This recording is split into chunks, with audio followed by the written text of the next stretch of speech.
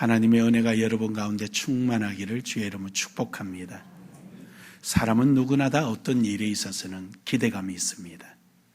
내가 이것을 함으로 인해서 이렇게 되겠지라는 그 기대가 막연하기도 하고 또는 구체적이기도 하고 또는 뭔가 답습되어서 당연히 그렇게 될 것이다라는 생각을 가지기도 할 것입니다. 하나님께서도 마찬가지입니다. 여러분과 저를 통하여서 하나님께서는 분명히 무언가에 대한 기대감을 가지고 계십니다. 이유인즉슨 이사야 선지자를 통해서 우리에게 하신 말씀이 하나님은 뜻없이 지은 것이 하나도 없다라고 말합니다. 분명히 뭔가가 목적이 있고 이유가 있다는 것입니다. 오늘 여러분과 저는 이러한 하나님의 기대주로서 아름다운 삶이 되기를 간절히 소망합니다. 그러기 위해서는 첫 번째로 하나님의 은혜를 알아야 합니다. 오늘 본문 말씀의 내용의 배경은 이렇습니다. 야고보 선지자가 이 야고보서를 썼는데 당시에 많은 그리스도인들이 유대교에서 그리스도교로 개종하고 또 이방인들도 오고 이렇게 해서 많은 그리스도인이 있었지만 이들은 많은 핍박과 고난의 시간을 가졌습니다. 예수 믿는다는 그 하나 이유 때문에 불이익을 당하고 또 가진 것마저도 착취당하고 사람들로부터 인정받지 못하는 그야말로 불평등 속에 살았습니다. 그러다 보니까 이들에게는 엄청난 많은 시련이 다가왔습니다. 이 시련을 이겨내게 하기 위해서 하나님께서는 이들에게 각양의 은혜를 내려주셨습니다. 그래서 오늘 본문 말씀에 보면은 온갖 좋은 은사와 온전한 선물이 다 위로부터 삐들의 아버지께로부터 내려오나니, 삐들의 아버지. 여기서 삐들이라는 의미가 뭘 담고 있느냐? 삐세에 의하여 살아갈 수밖에 없는 모든 종류들. 다시 말해서 삐 없이는 살아갈 수 있는 것이 아무것도 없습니다. 아무리 깊은 심해에도 삐이 없으면 살아갈 수가 없습니다. 삐에 의하여 많은 생물들이 살게 되고 그 생물들을 먹은 먹이가 있고 그 먹이가 있고 먹이 사슬로 인해서 삐 없이 눈이 태화되어서 볼 수 없는 미생물에게까지 그 영향이 비춰지는 것입니다. 다시 말해서 하나님으로부터 이루어지지 않은 것이 아무것도 없고 모든 존재는 바로 삐들의 아버지인 하나님으로부터 이루어졌다는 사실을 우리에게 말씀하고 있는 것입니다. 사랑하는 여러분, 오늘 여러분과 저는 하나님의 은혜를 알아야 합니다. 오늘 내가 존재하는 이유, 그보다도 존재하게 되었던 본질적인 것이 무엇인가를 우리는 알아야 된다는 사실입니다. 내가 가지고 있는 건강, 시간, 인생, 물질, 지식, 경험, 이 모든 것들이 하나님으로부터 주어졌음을 우리는 알아야 하는 것입니다. 이것을 모르면 안 됩니다. 그래서 오늘 본문 말씀의 17절에 보면 온갖 좋은 은사와 온전한 선물이 다 위로부터 삐들의 아버지께로부터 내려오나니 그는 변함도 없으시고 회전하는 그림자도 없으시니라. 하나님께서 여러분과 저에게 향하시는 그 은혜, 하나님께서 여러분과 저에게 임하는 하나님의 능력, 그침이 없다는 것입니다. 회전하는 그림자가 없다는 얘기는 지금 자연계처럼 태양이 있고 중간에 구름이 있어서 그 빛이 차단되거나 굴절되거나 이러한 하나님께서 여러분과 저에게 내려주시는 그 은혜들이 그 어떤 그침이 없다는 거예요. 누구도 방해가 될 수 없다는 거예요. 오늘 여러분과 저에게 바로 임하는 줄 믿으시길 바랍니다. 누구에게 의해서 임하는 것이 아니라 오늘 여러분과 저는 어떤 시험과 어려움이 고통이 있을지라도 오늘 여러분이 하나님 앞에 무릎 꿇고 기도할 때 하나님과 여러분을 직접 만나게 되는 줄 믿으시길 바랍니다. 중간에 그침이 없습니다. 이렇게 은혜를 주시는 하나님은 변함이 없으십니다. 어제나 오늘이나 동일하시며 언제나 한결같으시며 처음에 묵었던 그 마음이 변함없이 오늘도 우리에게 향하고 있다는 사실입니다. 문제는 내가 변하고 있는 내가 변함. 내가 오해하고 있는 거예요. 지난 주일에는 이 가운을 벗는데 얼마나 웃었는지 모릅니다. 월상 예배 때 말이에요. 그 왜 웃었는가 하니 가서 이 가운을 벗는데 이쪽 팔이 안 벗겨지는 거예요. 이게 별거 아니거든요. 이거 쉬운데 아무리 벗길래도 안 벗겨지는 거예요. 이게 뭐가 이상이 있나? 단초가 있나? 요렇게 단초가 있나? 이래 이제 보는데 손이 이상해요. 지금 이 옷은 뒤집어진 상태예요. 그러니까 내 손은 안 보이는데 이상하다. 그래서 이렇게 조심해서 보니까 손에 휴대폰을 꼭 쥐고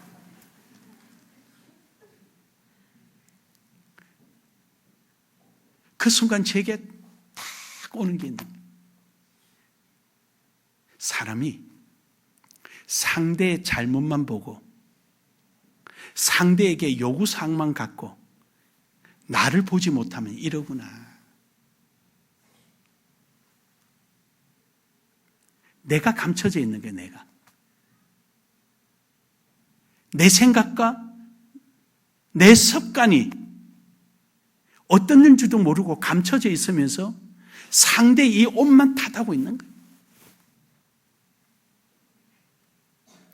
하나님께서 주신 은혜가 너무 큰데 그 은혜는 깨닫지 못하고 그 은혜는 알지 못하고 하나님을 원망하고 나는 안 돼.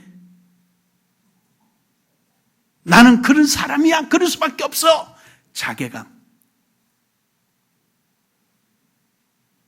더 이상 소망도 없이 영적인 우울증에 빠져버리고 하나님만 원망하고 환경만 원망하고 살아간다면 우리는 이미 하나님의 은혜를 받고도 누리지 못하는 어리석은 사람이 되고 마는 것입니다. 여러분이 받은 바 하나님의 은혜를 한번 찾아보십시오. 느껴보십시오. 이 세상 무엇과도 비교할 수 없는 최고의 은혜가 있다면 오늘 여러분이 이 자리에 나와 있는 것입니다. 여러분이 기도할 때 예수 그리스도의 이름으로 기도할 수 있는 것일 것입니다. 오늘도 여러분이 어마어마한 은혜가 있다면 하나님을 아바 아버지라고 부를 수 있는 것일 것입니다. 더 이상 뭐가 필요하겠습니까? 더 이상 뭐가 더 있어야 되겠습니까? 오늘도 주어진 그 어마어마한 은혜를 알고 그 은혜를 느끼는 것이 우리에게는 최고의 신앙이 될 것입니다.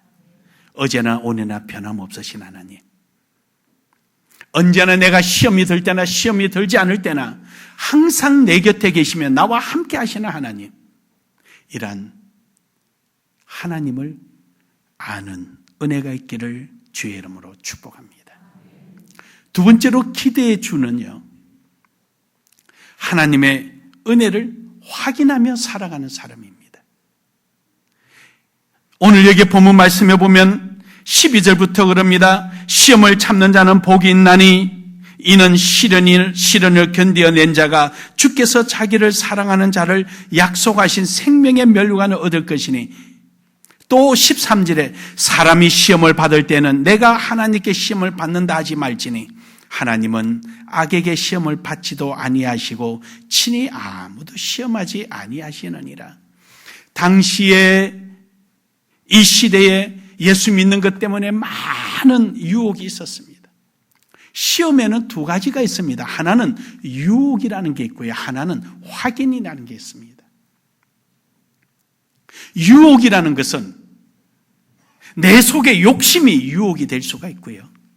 그래서 오늘 여기 14절에 보면은 오직 각 사람이 시험을 받는 것은 자기 욕심에 끌려 미혹됨이라. 내 욕심, 내 생각이 앞서는 거예요. 하나님의 뜻이 아니라 내 생각이 앞서서, 그래서 미혹받은 욕심 때문에 유혹에 의해서 일어나는 시험이 있고요. 다른 시험 하나는요, 확인이에요. 확인. 테스트는 확인.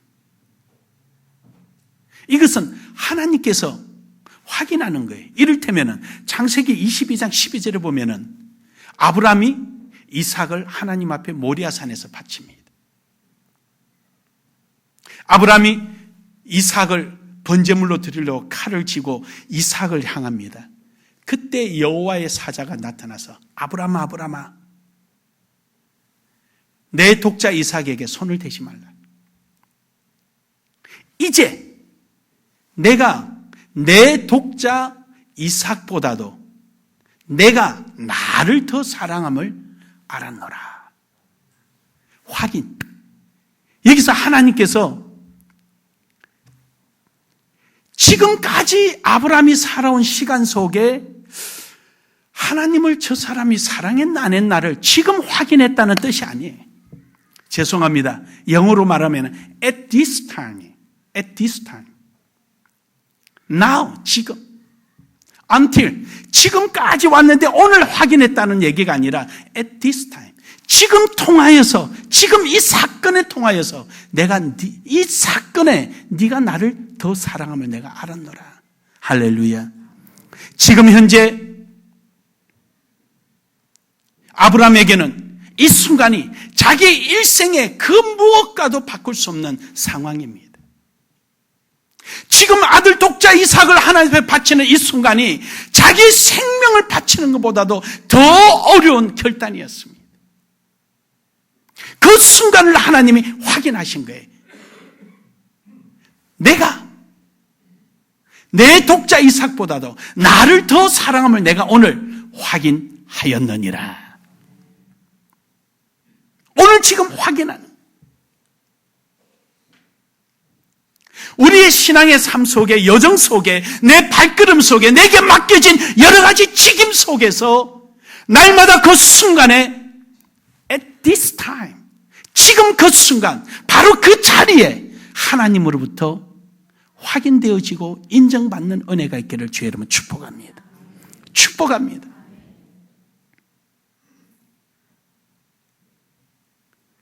그것이 뭐가 됐든 간에, 그 시간이 어떤 시간이 되었든 간에, 그 상황이 어떠하든 간에 그 순간이 하나님 앞에 확인되어지고 인정되어지고 그것이 흔적으로 남는 이런 역사가 있기를 주의 이름으로 축복합니다.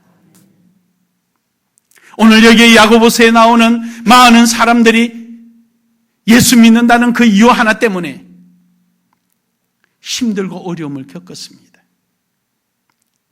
외부로부터 오는 저항도 있지만 자기 속에서 오는 욕구를 있었습니다. 그 욕심, 내가 굳이 이렇게 해야 되는가? 내가 왜 이렇게 살아야 하는가? 나도 저 사람처럼 저렇게 살면 될 텐데. 어때? 여러분은 그런 생각 안 가져봅니까? 주변에 어떤 사람은 똑같이 예수 믿는데도 설렁설렁 사는데도 별 문제가 없는 것처럼 보이고, 나는 악착같이 주를 위해서 내 나름대로 열심히 봉사하고 충성한다고 하는데도 어려울 때가 어려움이 찾아오고, 왜 그렇지? 저 사람 하나님하고 내 하나님하고 다른가? 이런 생각 가져본 적 없습니까? 나는 이런 거 질문할 때마다 후회할 때가 있어요. 반응을 안 보이면 괜히 나 혼자 그런 사람처럼, 여러분의 신앙이 엄청 깊고 나는 굉장히 얕은 것처럼.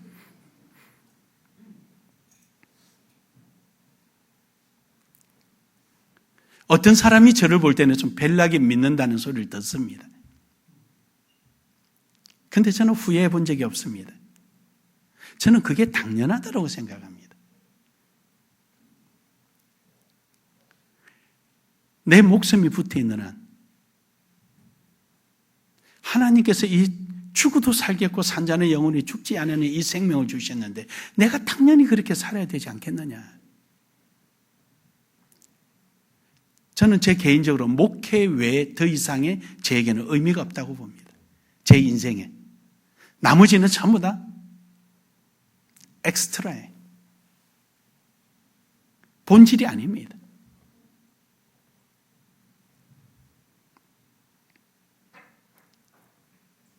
엊그저께도 부산에 조카들 예배하러 갔다가 그런 이야기 했어요.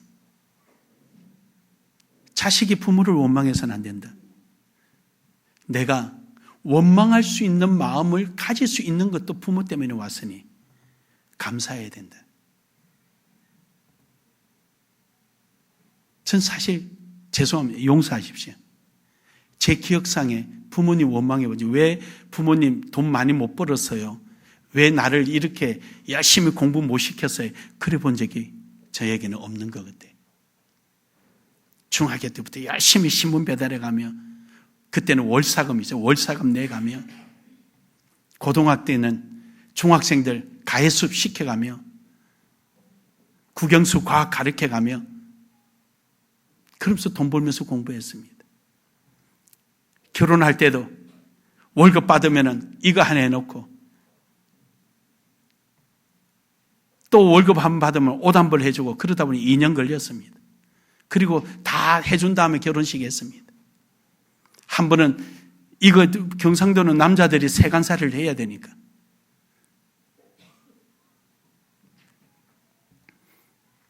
세탁기 하나 사다 놓고 저거 하나 사다 놓고, 진작 결혼해서 갈 때는 중고품 들고 갔지. 총각이 쓰다 들고 가니까 이 한 2년 걸렸어요. 결혼식 하는 날도 하객들 식사 대접해야 되는데 돈이 없어서 처가에서 잔치상 마련했는데 가서 다 먹고 다 집에 보내버렸어. 미안하지만 돈이 없는데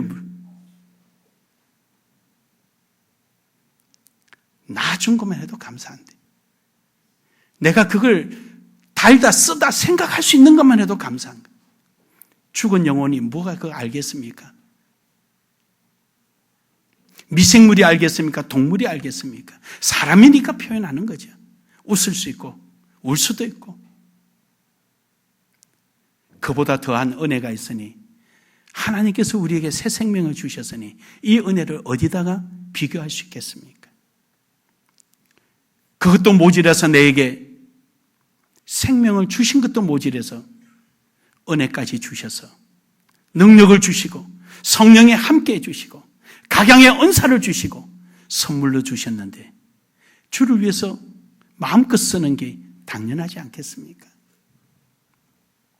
사랑 여러분, 오늘 주님으로부터 받은 것이 무엇입니까?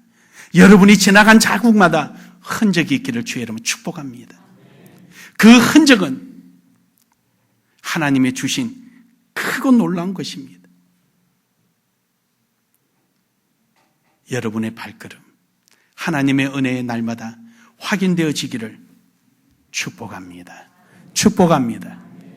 마지막 세 번째로는 하나님의 은혜를 선용해야 합니다. 좋은 데 사용해야 돼요. 하나님의 뜻에 부합되게끔 사용하는 거예요. 하나님께서 여러분을 오늘 본문 말씀에 보니까 첫 열매가 되게 하셨다 그랬어요. 18절에 보면은 그가 그 피조물 중에 우리로 한 첫 열매가 되게 하시려고 여러분과 저를 첫 열매가 되게 하셨어요. 물론 우리보다 앞서 많은 믿음의 선진들이 계십니다. 선배들이 계셔요. 근데 여기서 첫 열매라는 게 무엇을 의미하는 겁니까? 그렇습니다. 많은 사람이 있지만 여러분과 저를 택하셔서 이 시대에 나눔의 교회에 발걸음을 인도해 주셔서 여기서 지금 이 시대에 필요한 것들을 여러분을 통해서 하나님은 기대하고 계십니다. 여러분이 놓아둔 첫 계단, 여러분이 두었던 그 계단, 여러분이 수고하고 흘렸던 땀방울의 그 흔적 위에 여러분의 자녀들이, 뒤에 오는 다른 성도가 누가 쌓아놓은 줄은 모르지만, 누가 흘려놓은 땀인지는 모르지만 그 위에서부터 또 다른 시작이 이루어지기 때문입니다. 그러기에 여러분은 바로 하나님의 첫 열매입니다. 여러분이 내딛는 발걸음, 여러분이 수고한 그 현장, 여러분이 흘렸던 그 땀방울의 그 자리가 뒤에 오는 사람이 누군가는 모르지만 분명 꼭 거기서부터 출발할 것입니다.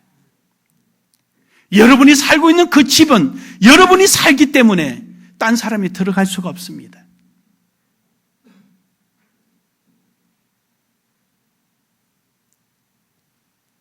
이것이 제한적 공간에 대한 책임이라는 것입니다.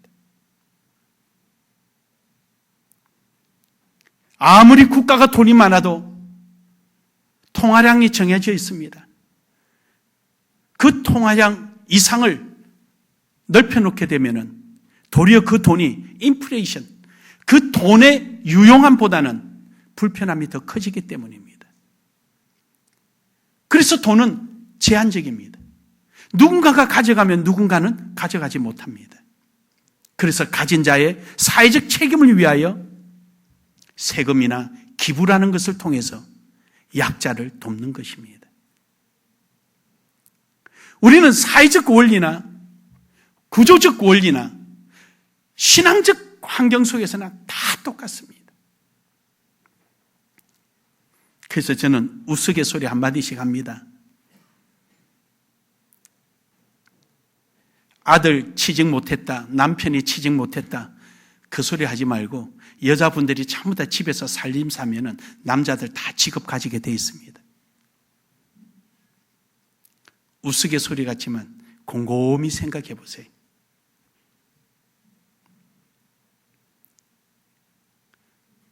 우리는 제한된 물리적 공간 속에 지나치게 무한한 것을 얻으려고 하는 것이 우리에게 큰 실책입니다. 그러나 여러분, 가능한 곳이 있습니다. 예수 그리스도 안에서입니다. 여러분이 내딛는 그 첫 열매, 여러분이 수고하고 흘린 그 땀방울은 한 방울의 땀일지 10방울이 될는지는 모르지만 그러나 그곳에는 하나님의 무한한 영광이 있습니다. 여러분의 땀방울은 마르고 지워진 줄 모르지만 그러나 영원토록 나타나는 것이 있으니 그것이 곧 하나님의 영광입니다. 결론적으로 여러분, 오늘 야고보 선지자는 그리스도인들이 가지는 그 내적인 욕심, 외부로부터 오는 그 많은 저항 참고 이겨내고 도리어 그것을 하나님의 주신 그 은혜를 통하여서 하나님의 영광을 위하여 선용할 때 바로 그 자리에 하나님의 기쁨이 있고 영광이 있고 그것이 바로 여러분까지의 첫 열매가 됨을 말씀해 주셨습니다. 오늘 여러분 어쩌기를 원하십니까? 하나님의 은혜를 바로 알고 그 은혜가 확인될 자리에서 확인되어지며 아름다운 열매로 영광 돌리기를 소망합니다. 나눔의 교회와 여러분은 바로 이러한 모습으로 한국교회의 작은아마 모델이 되고 지역의 필요가 되고 하나님께 영광이 되는 놀라운 역사가 있기를 주의 이름으로 축복합니다.